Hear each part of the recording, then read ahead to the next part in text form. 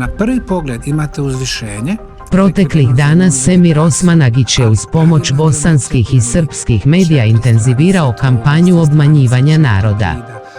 Osim takozvanih piramida, predstavljan je kao arheolog, što je dakako notorna laž. Međutim, iz komentara je vidljivo da bosanski i srpski narod sve manje puši ovu obmanu. Pogledajmo komentare na portalu B92 povodom Semirovog gostovanja u jutarnjem programu na Prvoj srpskoj televiziji. Svemir neka svemiruje i mlati pare slobodno na račun onih koji žele da daju iste. Pošto je Sarajevo blizu piramida, u Sarajevu uopšte nema korone. Čovek mlati praznu slamu 20 godina. Mnogi su ga raskrinkali. Bosanske piramide, bajke za maloumne.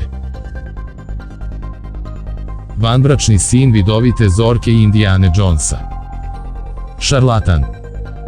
A prilikom kopanja nađoše testament u kom stoji: a vikendicu u Egiptu ostavljam unuku Ramzesu. Kako se kod Novaka primaju ovi prevaranti, to je čudo jedno. Tako je to kad od 5. godine samo udaraš lopticu i nemaš vremena da se obrazuješ, pa postaneš lak plen za razne prodavce magle i teoretičare zavere. Čak mu je i styling originalan. Brate mili, koja lobotomija. 400.000 sati je 45 godina. Dakle, laž kao i sve njegove priče. Klasičan demagog i prevarant koji je iskoristio slabost Bosne i Hercegovine. Ja sam Bosanac i volio bih da piramide u BiH postoje, ali brate ti muljaš žestoko. Dokazani šarlatan. Neka se nole mane ovog čovjeka. Njemu su potrebni poznati i ugledni posjetioci kako bi mu privukli goste.